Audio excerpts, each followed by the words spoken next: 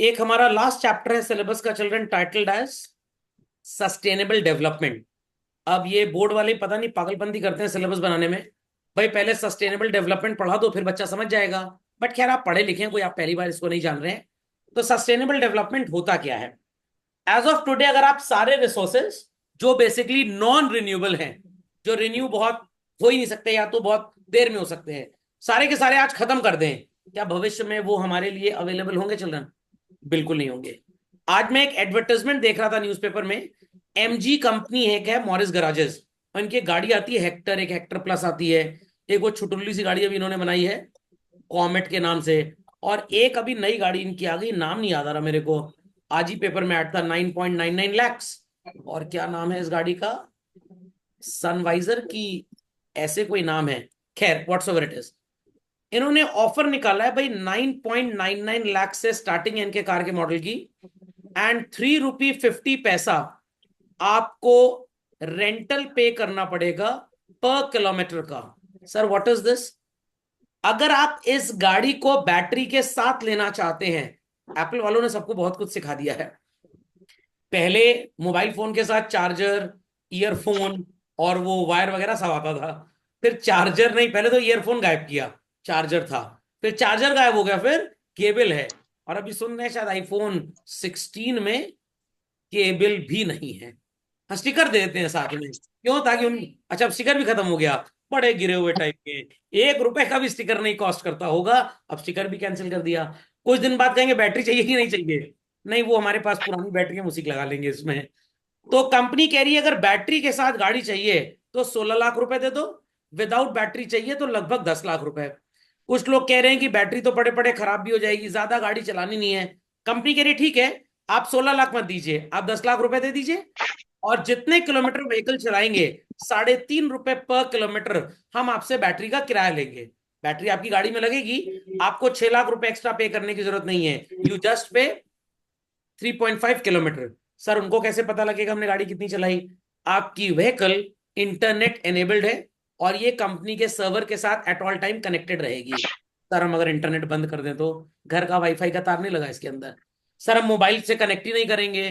Company embedded GPS इसके अंदर लगाती है। व्हाट? जीपीएस कंपनी से लग के आता है। सर हम उसका तार उखाड़ देंगे, आपकी गाड़ी स्टार्ट ही नहीं होगी। Is that understood? तो आपसे बड़े कलाकार हैं कंपनी वाले। तो जीपीएस एनेबल्ड डिवाइस है, जितने किलोमीटर चलेगी कंपनी के पास डेटा जाता रहेगा। आपने 35,000 रुपए का रेंटल रिचार्ज करवा दिया। कितने का? 35,000। मतलब 1,000 किलोमीटर तक आप गाड़ी चलाइए, कोई प्रॉब्लम की बात नहीं है। जैसे ही गाड़ी 900 किलोमीटर चल जाएगी, आपको नोटिफिकेशन आने लग जाएगा, रिचार्ज कराइए else your vehicle would stop. आप बन गए चुलबुल पांडे, आपने नहीं रिचार्ज कराया। कंपनी कह रही है आप वैल्यूड कस्टमर हैं, 1,000 किलोमीटर आप गाड़ी चला चुके हैं, 100 किलोमीटर का ग्रेस दे दिया आपको।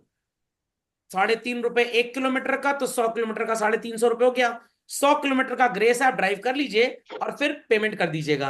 आपने कहा हम अभी भी नहीं करेंगे, तो भैया गाड़ी रुक जाएगी। इससे एडवांटेज कंपनी को क्या है, पहले ये देखिए। आप हमेशा आप कंपनी के साथ बंधे रहेंगे, आप कहीं भी दूसरी जगह से बैटरी परचेज कर ही नहीं पाएंगे। Is that clear?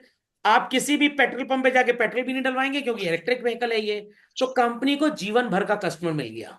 तो ईवी के पीछे का ये बहुत बड़ा खेल है। कंपनी जो हमारे लो लेवल के व्हीकल पार्ट्स सप्लायर्स हैं या एंसिलरी इंडस्ट्रीज हैं, वो किल हो जाएंगी आने वाले 10 साल में। BS6 व्हीकल जितनी बाजार में आती हैं चल रहे हैं, इसमें मैनुअल काम तो है ही नहीं। आप कंपनी लेके जाते हैं अपनी 2 व्हीलर को या 4 व्हीलर को, वो प्लग इन करते हैं कंप्यूटर डिवाइस, और पता लग जाता है व्हीकल का क्या चीज बैलेंस है और क्या इम्बैलेंस है। कंप्यूटर सॉफ्टवेयर के थ्रू सब कुछ ठीक कर दिया जाता है।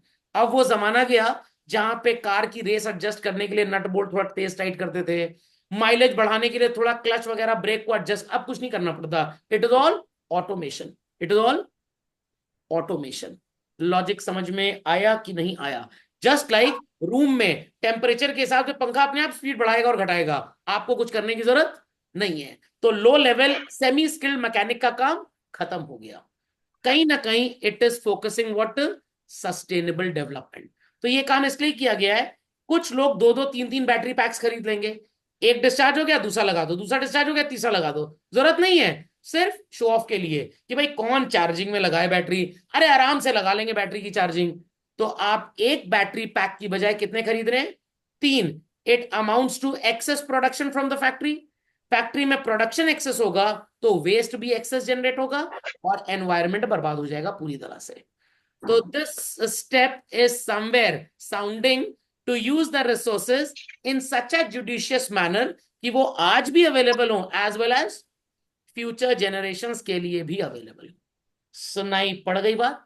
सुनाई पड़ गई बात? बट एक बात तो इससे क्लियर हो गई, जैसे जैसे ये इंटरनेट और टेक्नोलॉजी बूम डोमिनेट करेगा चिल्ड्रन, इसमें लो लेवल कम्युनिटी जो है वो मर जाएगी बेसिकली, क्योंकि उनके लेवल का कोई काम बचेगा ही नहीं। तो लोग सस्टेनेबल डेवलपमेंट का मतलब कुछ कुछ समझ गए। Things to be used in such a manner that they are made available today also as well as for future also. Logic understood well? तो सर ऑर्गेनिक फार्मिंग और सस्टेनेबल डेवलपमेंट मेरे को तो दोनों उल्टा लगता है। अगर आप ऑर्गेनिक फार्मिंग करें मतलब least use of fertilizers, ammonia वगैरह जमीन में कम से कम या ना के बराबर डालें, ना के बराबर डालें, इससे होगा क्या? जो वाटर बेड होगा, पानी में केमिकल जाएगा नहीं तो पानी भी थोड़ा साफ रहेगा। बट क्या इंडिया और चाइना जैसी कंट्रीज में ऑर्गेनिक फार्मिंग करके बच्चों हम इतना एग्रीकल्चर प्रोड्यूस दे पाएंगे कि सबका पेट भर पाए? नो। गोभी का फूल मिलेगा 500 रुपए में, खाएंगे आप 500 रुपए का फूल? नहीं सर, किसी को फूल बनाना पड़ेगा पहले तो। चले आगे। सो सस्टेनेबल फार्मिंग का मतलब सब लोग समझ गए भाई? सब लोग समझ गए? सॉरी, सस्टेनेबल डेवलपमेंट का मतलब समझ गए? चलिए, ऑर्गेनिक फार्मिंग का मतलब क्या होता है? आप में से काफी बच्चे ऐसे होंगे जिनके घर में गार्डन होगा।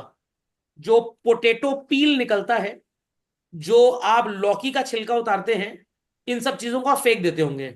अब आज के बाद इनको फेंकिएगा मत, इनको एक गमले में इकट्ठे करते जाइए, थोड़ी मिट्टी डाल दीजिए, तो organic fertilizer for the plants का काम करेगा ये।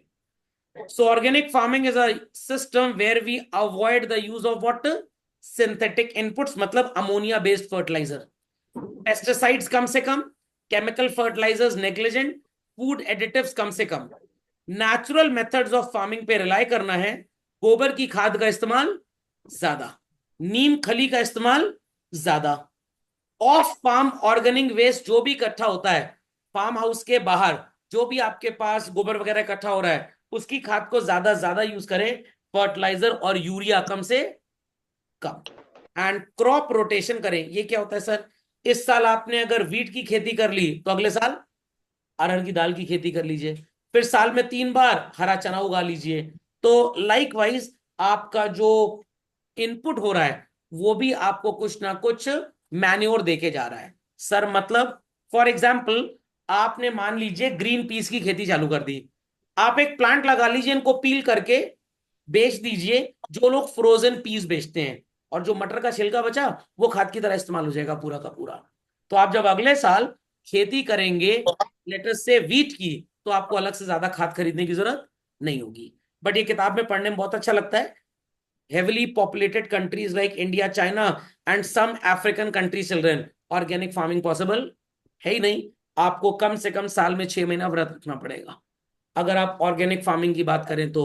और अगर ऑर्गेनिक फार्मिंग बहुत ज्यादा हो भी गई, इतना महंगा एग्रीकल्चर प्रोड्यूस होगा कि आप उसको परचेज नहीं कर पाएंगे, क्योंकि per hectare the output will be very very very low as such. समझे बात को या नहीं समझे बात को? नहीं समझे बात को? समझ गए? चलिए, people have done the meaning of organic farming children. चलिए, what are the benefits? Practically no benefit, but exam में है तो सिलेबस में है तो लिखना ही है। एनवायरमेंट सेफ्टी किसके लिए? इंसान के मरने के बाद। Additional income through export, additional income through export. America वाले कहेंगे yes we are interested in buying organic farming वाला पोटेटो एट $10 पर केजी। हिंदुस्तानी उसको 750 रुपए किलो में एक्सपोर्ट कर रहा है।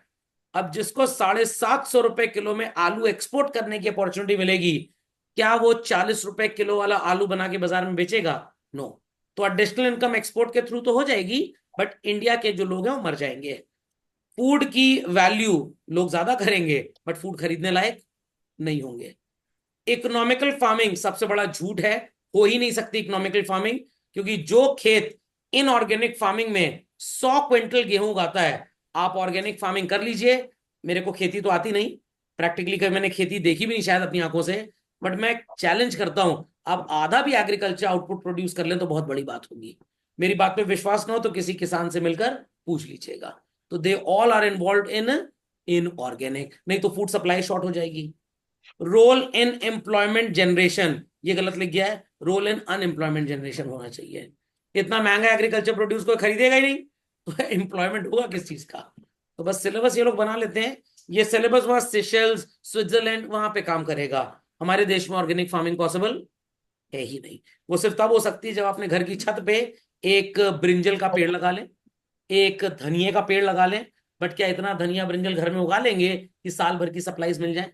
नहीं मिल पाएंगी। समझ में आ गया? एंड हमारी body over the period of time adjusted कैसे हो चुकी है इनऑर्गेनिक फार्मिंग वाले फूड से। पता लगा ऑर्गेनिक फार्मिंग वाला फूड खाली बीमार पड़ गए। जैसे पानी मिला दूध पीने की आदत है बच्चों को, घर में गाय खरीद ली दादाजी ने, और घर में दूध निकल रहा है गैया का, और प्योर दूध पी का पेट खराब, इसलिए क्योंकि प्योर पीने की आदत तो थी नहीं कभी।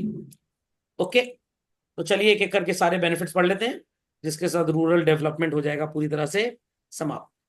पेस्टिसाइड फ्री तो है। अभी मेरे एक फ्रेंड है, तो उसके घर में हमारी भाभी जी को बड़ा शौक है पेड़ पौधे का, बहुत बड़ा सा गार्डन है। तो उनके घर से लेमन आया था बच्चों, आप विश्वास नहीं करेंगे, मार्केट में एक लेमन में जितना जूस निकलता है, उस एक लेमन से उसका 4 गुना जूस निकला। कितना? 4 गुना। बट वो लेमन जब बाजार में जाएगा तो 4 लेमन की सेल को कम कर देगा, तो बेचारा सब्जी वाला पैसा कैसे कमाएगा? वो अपने बच्चों की स्कूल की फीस कैसे भरेगा?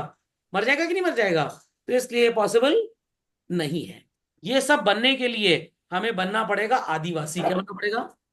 आदिवासी। ओके, सो एनवायरमेंटली सस्टेनेबल है, बट अगेन एनवायरमेंट भी नाराज हो जाएगा, अरे इतना केमिकल पेस्टिसाइड मिलता था, हमारा पेट नहीं भर पा रहा है। Adding income through exports, America का इसमें बहुत बड़ा खेल था।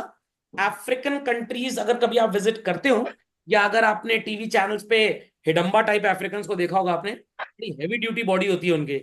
क्यों? क्योंकि बहुत गरीब होते हैं। तो अमेरिकन क्या करते हैं कि अपने जो इनऑर्गेनिक फार्म में उगाया हुआ एग्रीकल्चर प्रोड्यूस होता है वो अफ्रीकन को खिला देते हैं, और अफ्रीका में जो ऑर्गेनिक फार्म्स हैं वहां खाना उगा के खुद यूएस ले जाते हैं, ताकि यूएस वालों की हेल्थ एकदम बढ़िया रहे और अफ्रीकन एकदम हिडम्बा टाइप हो जाए। Okay, provides healthy food as organically grown food as more nutritional value. अरे भैया सब बात सही है, बट खाना मिले तो कम से कम। तो जो रिच कम्युनिटी है वो तो ऑर्गेनिक फूड खरीद लेगी, क्या एक मिडिल इनकम ग्रुप या लो इनकम ग्रुप इंडिया में खरीद पाएगा चिल्ड्रन? मतलब मैं ऐसे ऐसे लोगों की बात बता रहा हूं जो साल का 20 25 30 50 लाख कमाते हो, वो भी अफोर्ड नहीं कर पाएंगे। वो पिज्जा खा लेंगे 400 रुपए का, बट गोभी का फूल 350 रुपए का नहीं खरीदेंगे। 40 रुपए किलो का आलू है, अगर ये आलू आपको 170 रुपए किलो का मिले, विल यू बाय? दोनों आलू है बाजार में, 40 वाला इनऑर्गेनिक फार्मिंग, 170 वाला organic farming, what you will do? Class में तो पढ़ने में लगता नहीं सर 170 वाला लेंगे। अभी दीपावली आने वाली है, चाइनीज झालर कितने की मिलेगी भाई? 35 रुपए की। इंडियन झालर कितने मिलेगी? 125 की। खूब यूट्यूब यूनिवर्सिटी व्हाट्सएप यूनिवर्सिटी चालू हो जाती है, बी इंडियन बाय इंडियन। जब दुकान में दोनों मिलती है ना, घर से तो मन में इस बार इंडियन खरीदूंगा, दुकानदार का भाई साहब चाइनीज वाली 35 की है, इंडियन वाली 125। अरे ले लो, 2 ही साल तो चलनी है, कौन 125 लगाए? तो आप कौन सी खरीदते हैं? आप चाइनीज ही खरीदते हैं। तो क्लासरूम एनवायरनमेंट के अंदर बात करना बकवास करना बहुत आसान होता है, जब आप रियल वर्ल्ड में जाएं तो बात आती है अफोर्डेबिलिटी की। सुनाई पड़ गई बात? सुनाई पड़ गई बात भाई? चलिए कॉपी कर लीजिए झटपट फास्ट। सो इकोनॉमिकल फार्मिंग तो होती है। क्यों होती है इकोनॉमिकल फार्मिंग भाई? हेल्दी फूड मिलता है, बट अगेन इसकी न्यूट्रिशनल वैल्यू तो बहुत अच्छा है, बट क्या सबको मिल पाएगा? नहीं मिल पाएगा। तो छोटे देशों में जहाँ पॉपुलेशन कम है वहां organic farming can be done, but India जैसी कंट्री में पॉसिबल फार्मिंग करना है, बट सबको उससे सेटिस्फाई कर दें ऐसा नहीं है। श्रीलंका वालों ने किया था, 200 रुपए का एक फूल गोभी का मिल रहा था, देश इंसॉल्वेंट हो गया पूरा। High yielding variety seeds chemical fertilizers क्योंकि कॉस्टली होते हैं। अरे भैया खाना तो मिलता है कम से कम सबको, यहाँ तो खाना ही नहीं मिलेगा। तो अगर आपके डॉक्टर अंकल पापा को बोले कम से कम 5 घंटे योगा करिए, तब जो आपका कोलेस्ट्रॉल लेवल है वो कंट्रोल हो जाएगा। पापा कहे डॉक्टर साहब अगर मैं 5 घंटा योगा करूँ तो दुकान और ऑफिस कौन जाएगा। समझ में आ गया, मेरा कोलेस्ट्रॉल तो कम हो जाएगा, दिमाग में और टेंशन बढ़ जाएगी। तो मैं सो कॉल दवाई ले लूंगा बट योगा हमसे ना होगा। सुनाई पड़ गई बात। Role of employment generation, more employment opportunities, because more labour input is required, very good. But जब लेबर इनपुट से सामान जो उगेगा वो बाजार में बिकेगा ही नहीं, हम सब्सीक्वेंट लेबर को क्या पेमेंट कर पाएंगे? हम सब्सीक्वेंट लेबर को कोई पेमेंट कर ही नहीं पाएंगे। तो सिर्फ ये हाथी के दिखाने वाले दांत हैं। Practically organic farming populace countries like India China के लिए पॉसिबल है ही नहीं। सुनाई पड़ गई बात? सुनाई पड़ गई बात। तो ये कुछ ऐसा ही है, सचिन तेंदुलकर जी को बोल रहे हैं हम आईटी की कोचिंग तुमको कराते हैं, चलो पढ़ो तुम। अरे अंदर से कैलिबर भी तो होना चाहिए। वो आईटीआई ना क्वालिफाई कर पाए, आईआईटी तो बहुत बड़ी बात है। समझ गए इस बात को? समझ गए भाई? चलिए झटपट अपडेट कर लें। चलिए, so considerable rise in awareness of harmful effects of chemical based fertilizers and pesticides लोगों को नजर तो आए, बट अगेन लोगों की हेल्थ खराब हुई, मान लिया। सॉइल की जो क्वालिटी है वो बर्बाद हो गई, इतना फर्टिलाइजर झोंक दिया कि स्टार्टिंग के 5 साल तो बहुत भयंकर क्रॉपिंग हुई, उसके बाद क्रॉपिंग होना बंद हो गया। इतना केमिकल जमीन में चला गया कि जमीन ही बंजर हो गई। Understood this? Harmful to life stock, भेड़ बकरी के लिए भी हार्मफुल हुआ, क्योंकि वही चारा उन्होंने खाया जो उस केमिकल युक्त सो कॉल्ड फर्टिलाइजर से निकला था, और ये भी ठीक से एफिशिएंसी नहीं निभा पा रहे। नेचुरल इकोसिस्टम, जो पेड़ पे पक्षी वगैरह थे वो भी मरने लग गए, सब मंजूर है, प्रॉब्लम है। बट अगेन जब खाना ही नहीं मिलेगा तो आदमी मरेगा, तो किसी ना किसी को तो मरना ही है। तो people should change their food habits, I repeat children, people should change their food habits. मतलब सर, ये रात में जो झुआ भर दाल चावल खा के सो जाते हैं पेट फुलाकर, इससे कोई फायदा नहीं होता है। दिन के टाइम पे हैवी फूड खाइए ताकि बॉडी को एनर्जी मिले, दिन भर आपको काम करना है, और रात के टाइम पे कम फूड। जो लोग दिन भर ऐसे रील चलाते हैं इंस्टाग्राम पे, उनको तो खाना ही नहीं मिलना चाहिए, क्योंकि उनको खाने की कोई जरूरत ही नहीं है। इज दैट क्लियर और नॉट? खोपड़े में बात गई। तो food habit should be changed. कितना खाना खाएं सर हम? सर ये तो वही बात है, जब तक फुलर सेटिस्फैक्शन न मिल जाए। नहीं भाई, आपकी बॉडी को लग रहा है कि भाई राजमा बने हैं, बटर चिकन बना है, अरहर की दाल बनी है, 6 रोटी खाएंगे। समझ में आ गया? और अगर परवल की सब्जी बनी है, मम्मी आज सोच रहे हैं व्रत रख लें हम। Is that clear? करेला बना है, बस 1 रोटी दे दो, इतना करेला खा लें कि ब्लड प्यूरिफाई हो जाए। तो ऐसा नहीं होना चाहिए। जितनी आपकी बॉडी की नीड है सिर्फ उतना खाएं। एक चपाती खाएं, दो को ठूस ठूस के बुक्कड़ की तरह खाते जाएंगे। शादी ब्याह में जाएं तो बर्बाद खाना कम से कम करें। Logic understood well? समझ में आ गया? और सर नॉन वेजिटेरियन फूड, हाँ वो ज्यादा से ज्यादा खाएं लोग, क्योंकि वो रेन्यूएबल रिसोर्स है। क्या है? रेन्यूएबल रिसोर्स है। समझ में आ गया? मैं प्रमोट नहीं कर रहा हूँ केएफसी वालों को, ऐसी बात नहीं है। तो गल्फ कंट्रीज में क्यों लोग नॉन वेजिटेरियन फूड ज्यादा खाते हैं? भाई वेजिटेशन तो था ही नहीं, तो 2 ऑप्शन थे, या तो चिकन मटन खा के जिंदा रह लें, और या तो जीसस क्राइस्ट बन जाए, मतलब सूली पे लटक जाए कहने का मतलब। तो वहां नेचुरल वेजिटेशन था नहीं। इंडिया में नेचुरल वेजिटेशन बहुत ज्यादा है, तो यहाँ पे आप भेड़ बकरी का इस्तेमाल खाने में कम करें, और सो कॉल्ड घास फूस ज्यादा खाएं। समझ में आई बात कि नहीं आई बात भाई? Copy everybody? कॉपी कर लिया सबने? चलिए, so efforts have been made to evolve technologies which are user friendly, organic farming, बिल्कुल सही। और चैलेंजेस क्या है देखिए, आ गई ना समस्या। इतनी अभी खूब तारीफ कर रहे थे, अब खुद ही बेइज्जती कर रहे हैं इस चीज की। मैं तो शुरू से बेइज्जती कर रहा था। Food life is shorter. In organically उगाया गया पोटेटो साल भर कोल्ड स्टोरेज में स्टोर हो सकता है, ऑर्गेनिक वाला स्टोर नहीं हो पाएगा। कुछ ही चॉइसेस हैं आपके पास क्रॉप उगाने की ऑर्गेनिक फार्मिंग में, हर तरह की फसल को आप उगा नहीं सकते। The yield is very very low, Thenga employment मिलेगा। तो ये ऑर्गेनिक फार्मिंग एकदम गलत पढ़ाया जाता है, ये कंट्री टू कंट्री होना चाहिए। Marketing facilities are lacking. Why? Organically grown food जो होता है बच्चों, उसको आप ज्यादा केमिकल लगा के स्टोर भी नहीं कर सकते, और अगर आपने केमिकल नहीं लगाया तो पड़े पड़े सड़ जाएगा, रॉटन हो जाएगा। सर फिर वो बेहोशी की दवाई का काम करेगा, किसी को सड़ा आलू सुंघा दीजिए, तुरंत बेहोश हो जाएगा।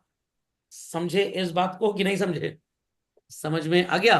तो मैंगो जो आपको नजर आता है बाजार में एकदम पका हुआ आम, वो आपको टेस्ट ही नहीं आएगा, क्योंकि शुरू से जिंदगी भर कौन सा आम खाते चले आ रहे हैं, हल्का सा कच्चा पेड़ से तोड़ लिया किसान ने और थोड़ा केमिकल लगा के मार्केट में भेज दिया उसको, तो बड़ा अच्छा लगता है। पूरा पका हुआ आपको ठीक लगेगा ही नहीं, क्योंकि वैसा आपका टेस्ट बडी नहीं डेवलप हुआ टंग का। So these are the challenges of organic farming children. So shorter food life समझ में आ गया सबको क्यों होती है बच्चों? पक्का समझ में आ गया? लिमिटेड चॉइस ऑफ क्रॉप, आप हर चीज की खेती नहीं कर सकते। यील्ड इज वेरी लेस, क्योंकि इस तरह के फार्मर्स आपको मिलेंगे नहीं। ये सिर्फ रईसों के चोचले हैं। रईस किसान तो खेती कर सकता है कम उगाकर, उसकी दुकानदारी चल जाएगी, बट गरीब किसान को तो बल्क आउटपुट चाहिए, क्योंकि उस बेचारे ने साहूकार से, मनी लेंडर से लोन लिया हुआ है हाई रेट ऑफ इंटरेस्ट पे। क्या ऑर्गेनिक फार्मिंग करके रीपे कर पाएगा इंटरेस्ट और इवन प्रिंसिपल? नहीं कर पाएगा। ये सब बातें यहां लिखी नहीं है, मैं आपको बता रहा हूं। आप मेरे रिकॉर्डेड लेक्चर से इसको लिख भी सकते हैं, और एग्जाम में लॉन्ग आंसर में सब चीजें काम आएंगी। ओके, क्योंकि सिर्फ इतना लिख के आएंगे 4 नंबर के आंसर में 300 पर नहीं मिलेगा। और एक्स्ट्रा ऑर्डिनरी चीजें जो आपको बता रहा हूं, जब वो लिखेंगे तो एक्स्ट्रा मार्क्स मिलेंगे। Marketing facilities are lacking. Inadequate marketing facilities क्यों है भाई ऑर्गेनिकली ग्रोन क्रॉप्स के लिए? आपने आलू रख दिया कहीं पे, केमिकली ट्रीटेड है, इस तरह से टिश्यू कल्चर से उसको बनाया गया कि अगर 55 डिग्री सेंटीग्रेड भी टेम्परेचर हो जाए, उसको आपको स्टोर करना पड़े कोल्ड स्टोरेज में, तो खराब नहीं होगा। तो आलू का आपने टिश्यू कल्चर करके ऐसी फसल बना ली जो minus let's say 30 degree centigrade and plus 55 degree centigrade तक चलेगा। तो जब टेम्परेचर नॉर्मल 30-32 डिग्री है, तो भाई ऐसे ही दुकान पे रख दो।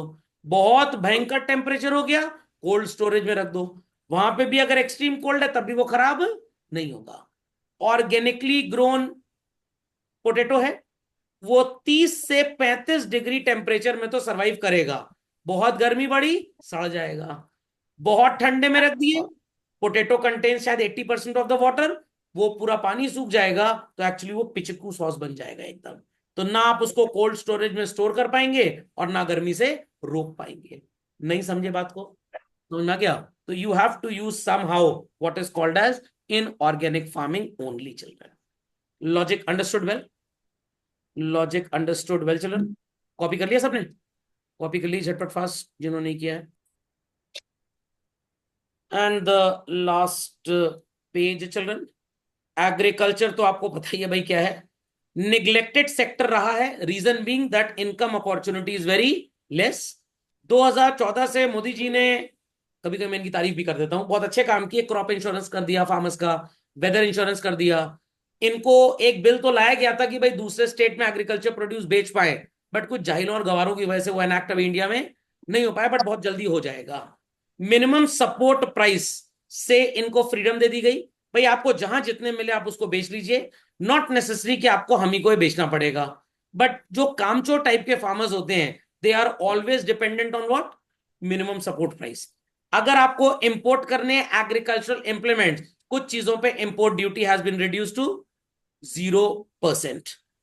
पब्लिक इन्वेस्टमेंट का रिडक्शन हुआ, बट स्टिल आजकल के काफी युवा लोग आईटी आईएम्स पढ़ने के बाद चल रहे हैं एग्रीकल्चरल एक्टिविटी में जाना चाह रहे हैं। ये गेहूं और चावल इन सब चीजों की फसल नहीं उगाते। ये जो मॉडर्न एग्रीकल्चरल प्रोडक्ट्स है, बेल पेपर हो गया, रईसों की गोभी, कुपोषित भुट्टा, रईसों गोभी कौन सी होती है? ब्रुकली, कुपोषित भुट्टा। हाँ, इन लोगों की बड़ी तारीफ हुई है इस यूनिट में। Got it clear? फर्टिलाइजर की सब्सिडी भी पुरानी सरकारें बहुत कम देती थी, तो गवर्नमेंट कह रही है हम सब्सिडी नहीं देंगे, हम आपको फर्टिलाइजर फ्री में दे देंगे। क्योंकि सब्सिडी में क्या होता था कि भाई आपने 10,000 का फर्टिलाइजर लिया, हमने 6,000 आपको वापस कर दिया, आपने उस 6,000 रुपए को एग्रीकल्चरल एक्टिविटी में इस्तेमाल किया ही नहीं है। तो आप हमको 10,000 रुपए दीजिए, हम आपको फर्टिलाइजर देंगे, जो आपका पैसा रिफंड होना है हम उस रिफंड पैसे से आपको फ्री ट्रांसपोर्टेशन दे देंगे, बट पैसा आपको वापस नहीं करेंगे, क्योंकि पैसा दिया तो वो अनप्रोडक्टिव तरीके से इस्तेमाल हो जाएगा। ओके, एंड कैश क्रॉप्स की तरफ ज्यादा शिफ्ट किया गया। समझ में आ गई पूरी कहानी? तो इसी के साथ हमारा ये चैप्टर होता है पूरी तरह से समाप्त।